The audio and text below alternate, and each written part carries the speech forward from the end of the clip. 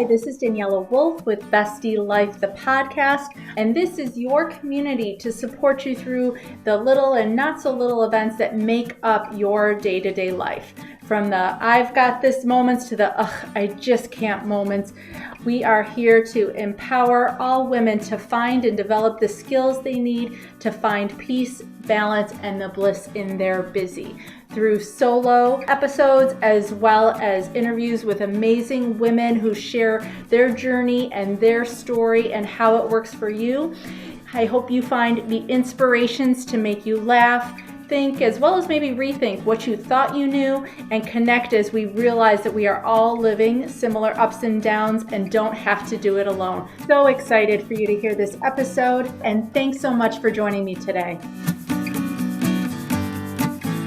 Hi, this is Daniela with Bestie Life, the podcast, and today I'm excited for you to meet Natalie Bevans. She has been a Master Aesthetician for 20 years and has seen the struggle that so many women go through with their skin, which I'm sure we can all relate to. She's worked with everything from acne to aging to rosacea and everything in between, and I think I've had probably everything you've listed there. She helps educate women about their skin and teach them how they themselves can understand their skin and the issues they're having with it and get them back to that healthy, beautiful glow. So thank you so much, Natalie, for joining me today. Thank you. It's good to be here. So I know that kind of just gives a brief summary of where you are now, but just to share like what brought you into this field, where have you gone over the years? And I'm sure it's just changed. I know when we were pre-chatting ahead of time, we talked about the fact that when I was younger, sunscreen wasn't a thing. Skincare wasn't even talked about until you were older. Like I was, the lather yourself up with baby oil generation, which I'm embarrassed to say, and now obviously we're all trying to protect our skins and take care of it as the important organ that it is in our bodies. So can you share a little bit more about your background and how it may or may not have changed and all of that? Yeah, you bet. Yes, you're 100% right. Skincare has changed so much, and it has come so far, and the education has changed as well. So I got into the field because in my 20s, I kind of just broke out with acne. It came on suddenly, at least that's what it felt like to me, because I didn't know any of the, the background of why it was happening. And so to me, it just kind of like came up.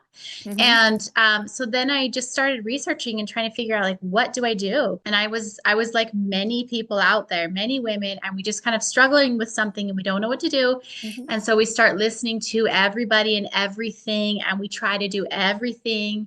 And that's where I was trying to do everything all the books told me. I was trying to do anything that somebody who told me that worked for their skin or their friend's skin or somebody's skin, right? And then anytime I was in the grocery store or any type of skin store, I was looking for acne, and I would grab it and buy any product that said the name, anything. I would just grab it. And of course, nothing was working. And I didn't understand why, and I didn't understand what was going on. And so that it was about that same time that I was kind of just like really frustrated and confused and just overwhelmed with like, I'm doing all of these things that everybody's telling me to, but it's not working. Nothing's working. Right. And it was about that time that I was talking to a friend, and she said something about an esthetician. And I was like, what is that? Right? 20 years ago, we don't know what that is.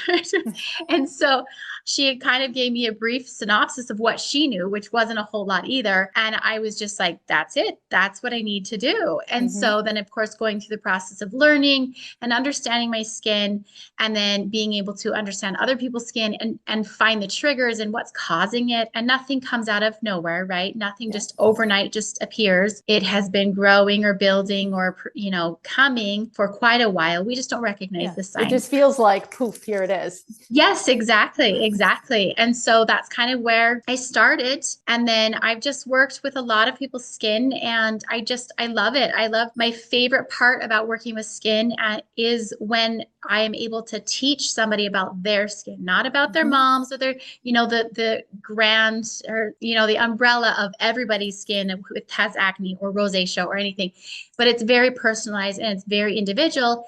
And they are able to understand what's going on with them and their skin. And then it kind of all clicks. And then that's lifelong information information that they can use throughout, right? It's not because you're not looking for certain labels anymore. You know what your skin needs. And that's my favorite part. Right. And definitely, like you said, over the years, there's been changes in products, like even as a consumer, and not in the industry, I've seen a change for sure, going from very chemical-ish a little bit to, I think we're going back to a more organic and natural type products. And we're just more self-aware, I think, of and learning and interested in becoming self-aware of our skin, because like you said, we live in it. It's the first thing people see about us. It's the first, impression that makes on other people. And we want to have confidence, and knowing that we look good and we feel good about the way our skin looks is part of how we're going to show up and part of that confidence. Totally, totally. It's 100% that. And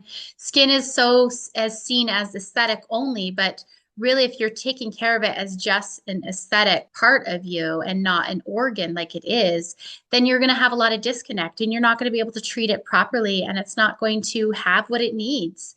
And I liked how you said that skincare has come a long ways. It really, really has. It used to be, when I first started in aesthetics, we did like really strong, harsh treatments. And now we have a better understanding, and technology has advanced so much that we're able to still put in strong ingredients, but in a really gentle manner.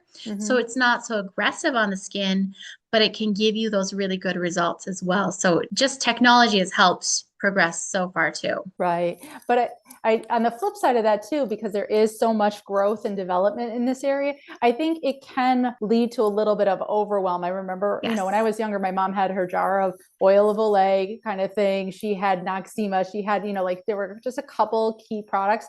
And now in each niche, whether it's for wrinkles, whether it's for acne, whether it's for whatever, there's probably like at least 50 to 100 different choices. And it can be hard to really figure out what's best for you. Like you said, when you went through that process, you just grabbed everything you saw, which can probably make things worse if you're using too many products too, right? Oh, for sure. And even if you're using the right product that you actually need for, like if you were able to luckily grab the right product for your skin, for your issue, but you use it in the incorrect manner, it still is going to cause problems. So that's where it really comes in. It's so important to get some help from a professional and really have them take a look, like understand your skin, tell you what's going on, and then give you products, but not just give you products, but tell you exactly how to use them and how, because you can definitely cause some problems if you improperly use very good products that are perfect for your skin. So how you use it is just as important. Right. And you're different from a dermatologist. Yes. Right? Yes.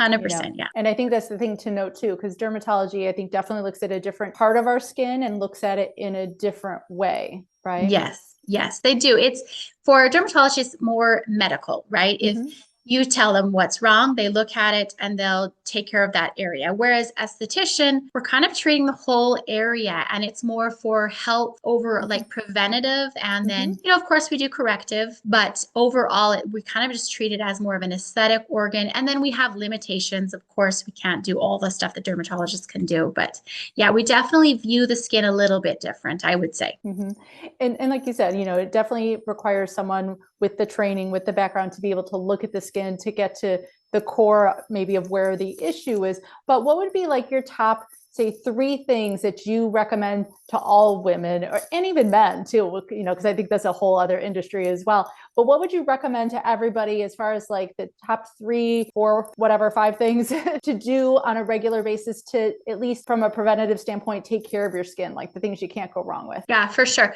I always recommend, I can kind of tell where the person's at and tell, is this somebody who's going to want a 10-step regimen, or is this somebody who's barely going to do any of it? Right. And so as far as the bare minimum, I always recommend 4 things. You're going to cleanse, you're going to exfoliate, you're going to moisturize, and then sunscreen every day. And then if you just kind of go back to cleanse, you're going to cleanse once in the morning and twice at night. And then exfoliation. Now that's a tricky one for me to just kind of can you define that one for me a little bit too? Because I think you hear cleanse and exfoliate and they both sound like I'm just cleaning my face. Like, what is the difference? Well, okay, I'll back up to cleanse first. Yeah. So, I'm learning a ton here. Holy cow. Yes, it is confusing and overwhelming. And if it's not your thing, you just want to just take care of the organ and move on, right? Like then you don't want to have all this information in your head, right? But so cleansing, what you're doing is just kind of removing makeup, debris, oil, toxins, anything like that that's on your skin. And then, so once in the morning, because you want to make sure, even though a lot of people think I don't need to clean in the morning, you really do, because your skin is a detoxifying organ. And as you sleep at night, it's hard at work and it's doing replenishing and repairing, and it's also detoxifying. So if you leave all of that stuff that it's tried to excrete and you leave it on your skin, and then you start like moisturizing and makeup and everything like that, it is capable of reabsorbing all of that stuff that it tried to extract. And so you're kind of just making it work harder. Right. So definitely cleanse in the morning. And then I say 2 cleanses at night, because your first cleanse, you're going to get off the makeup, the pollutants, the debris, anything that you put on your face, touched your face with. You want to get that off. And then your second cleanse, you want to make sure you have a really good cleanser that can get deep into the pores to really clean out those pores, and then also deliver really good ingredients to your skin. So cleansing shouldn't be aggressive or harsh to your skin at all. So you're just kind of removing everything off so you can start like fresh. And then when you get into exfoliation is when you're removing dead skin. And so you're really trying to polish up the skin and make it look better, make it function better. It's smoother for your makeup to go on, and just overall healthy glow to it. And there are 3 kinds of exfoliations. You've got mechanical, chemical, and enzymatic. And depending on your skin type, your skin conditions, and the issues that you're dealing with, you will have different reasons to have different ones. So again, that's why it's important to have some help taking this out and figuring out which one's right for you. And then you're going to do that 1 to 2 times a week is all, depending again how strong and how potent the ingredients are. So the exfoliation is not every single night? No. Okay. No, so that's like a face mask. That's like those little scrubber brushes, things like that. It can be in many forms. Like it can just be like you're just going to put it on for a few minutes and take it off. It can be in a mask where it's like also delivering hydration and all sorts of things. Or it can be when you feel the little beads in your hand. That's when you get the mechanical one. So there's several different kinds, and they come in different forms. So you have the right idea. So 1 to 2 times a week, and no more than that. You really don't need to. If you're doing it too much, you can also cause problems that way. So there's kind of a happy medium there. And then moisturize. So moisturize, really, really, really important. Is even if you have oily skin and you think, oh, I don't need a moisturizer, you still need a moisturizer. If you're very oily, what you do is just go for water base and a lighter moisturizer, but you still want to have that hydration. You want to lock that in there. You want to make sure that you have that protective skin barrier, that it's protected from the outside, and you're doing everything you can to keep the good stuff in and the bad stuff out, and keep it really hydrated and healthy. So if you were using a serum, though, you would use that potentially before the moisturizer, right? Yes. So if you add in a serum or any type of treatment, like if you're on a retin-A or a benzoyl peroxide or like any treatment at all, you're definitely going to add that in before your moisturizer. And then and after your moisturizer, if it's daytime, sunscreen. Doesn't matter what the weather is, how much you'll be outside, wear a sunscreen. Really, really important for premature aging and preventing that. Yeah, no, like I said, that's definitely come to the forefront over the years. And at the time, you just think you're getting what people call a healthy tan. You look so healthy, not realizing under the surface all the different things it can be doing to your skin that'll show up later on. Yeah. And there's so much talk about getting that healthy base before you go on a beach vacation or something. But I'm like, don't do that. Like you don't need, just protect your skin in the first place and eat your antioxidants. Right. And there's so many, I think, really good self tanners out there now as a healthy option to be able, to not come out looking orange like you just touched a bunch of Cheetos and things like that. Like you really can get a natural looking color, I think, by a lot of the products that are out there, right? Yes, for sure. And that's another thing that's come so far, which I'm just happy about. I just love that. Self tanners are awesome. Right. You could tell before who used to do it just by the palms of their hands. Yes, I couldn't get it off. Yes. So to share a little bit, like as somebody in the know in the business, what is your kind of self-care routine, whether it's for your skin, for your body? What are some of the things that you do on a regular basis? On a regular basis, of course, I have my skincare regimen, and it's very individual to me. And I'm maybe because I'm an esthetician, I'm a little more excessive, so I have more serums and treatments than probably normally you don't need. But it's so important to me because skin starts from the inside out, and so there's so much that I do internally, and so eating wise, as far as eating, I make sure it's real food, whole foods, and I'm getting all of the things right. I'm getting my good healthy fats. I'm getting protein. I'm getting my fibers and my fruits and vegetables, and of course my water, because your body is made up of protein and water. So you need that, and then your body needs the fats, the good fats. And I know people shy away from fats, but your body really needs fats. It's important for the function and the communication of cells to have fats in your body.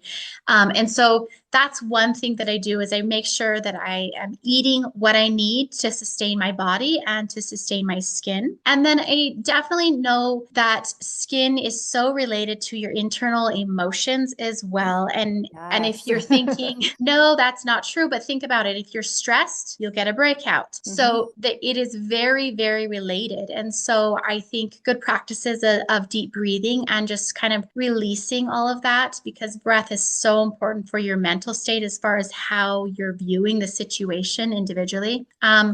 And then just overall, just trying to live in a state of gratitude and happiness and see the good. And I think that all kind of plays a role, which it doesn't sound like it would, but it definitely plays a role in your skin and how you view your skin and your health and overall. Right. Now, to back up a little bit and talk about, I had a question about products that I was thinking, because I know a lot of times, similar to like wines, they've done studies that people assume like the most expensive ones are going to taste the best and be the best for you. And when they've done blind taste tests, that's not necessarily the case. With skincare, does it have to always be like this super expensive, or, you might be on more of a drugstore budget and things like that, but, to kind of maybe bust that myth that skincare and taking care of your skin has to be expensive, right?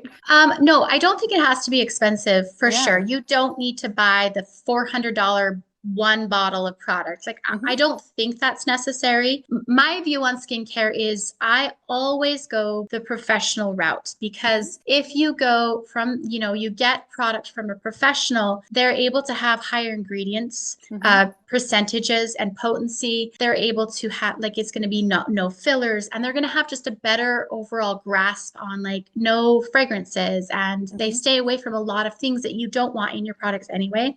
Whereas if you're grabbing it from the grocery store, then they don't really care, right? They just want to sell a lot of product. And so there's fillers in there. You're going to use more products than you normally would.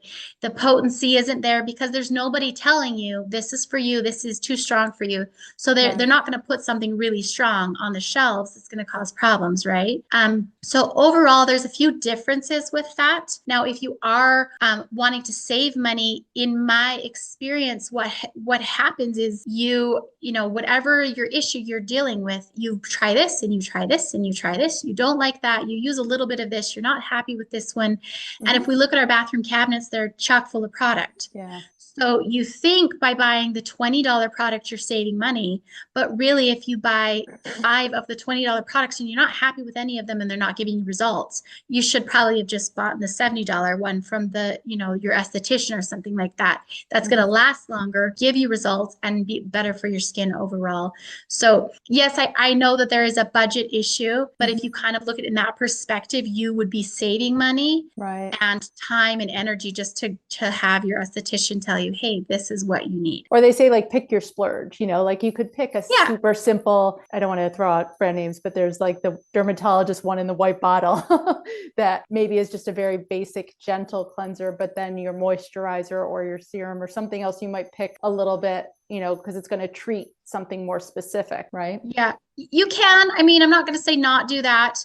You can, but I will just throw out a lot of the times, if it's a professional line, they are formulated to work synergistically together. So they will build upon each other. So I'm not saying you can't do that. I understand budget and stuff, but just know that in the back of your head, they are formulated so if you do get your splurge, it might not work as 100% benefit as it would have otherwise. But you know what? sometimes you have to give and take, right? No, and that's good to know. Like I said, you're busting even things that maybe I had thought or thought I understood. And so I love this conversation because it's hard because like I said, we all have skin. So we all think we know, but no, Yeah. we've never learned. It's kind of like self-care. We all think it sounds like common sense. We should know how to figure it out, but that doesn't mean you don't need help finding the right system for you, very much similar. So I love this conversation. So I know you talked about gratitude as part of how you take care of yourself. What would you say are kind of the top three or things that you're most grateful for? I have this little app on my phone, and every day it reminds me to like say something I'm grateful for. And as I've kind of gone over it through the years, I realized I kind of say a lot of the same things. And I don't think that's a bad thing in any way, shape, or form. I don't think every day you have to come up with some grand thing you're grateful for. But a lot of times it's just like I'm grateful for my children's laughter. I am grateful for the sunshine. I'm grateful that I got a nap. Like it's always very simple things. But a lot that's kind of what is the theme of, if you were to look through my app, it's kind of the theme. It usually has to do with something about my children, or, being able to enjoy nature and the sound of birds. And I mean, just really simple things. I think that's what it comes down to for me, is I just try to keep it very simple and not be like, I'm so grateful I went on this amazing, expensive vacation, because when it comes down to gratitude, you need to be able to see what's really close in front of you and be happy with that. Right. And it needs to be things you can appreciate daily, not just once a year when it happens or things like that. Yes. Yeah. So where can people find you? How can they work with you? So you can find me on Instagram at The Fordham Beauty. And then also I have a free resource that helps it's just simple daily habits. And that is lp.fordhambeauty.com. And if you get in there, that's my newsletter. And so if you ever have a question, just email me straight back and I will answer. And those are the two main places you can find me. Awesome. And those links will be live in the show notes below. So thank you so much, Natalie. Like I said, I could keep asking 100 million questions, because this is definitely one of those fascinating things that not only, I think we all deal with at different points in our life, but we deal with different issues at different points in our lives. We might deal with acne when we're younger, and then we deal with wrinkles, and then the acne comes back or things like that, So this has been amazing. So thank you so much, Natalie. Thanks for having me. This was fun. Thanks so much again for joining me today. I hope you enjoyed this episode. Please let me know any questions or comments that you have. Also, if you can please leave an Apple 5-star review so that this episode can be shared with more women. There's 2 quotes that I love. Alone we may be strong, but together we are stronger. As well as when women support each other, incredible things happen. So let's be stronger and incredible together, as well as maybe just have some fun along the way. Thanks so much, and talk to you soon. Bye.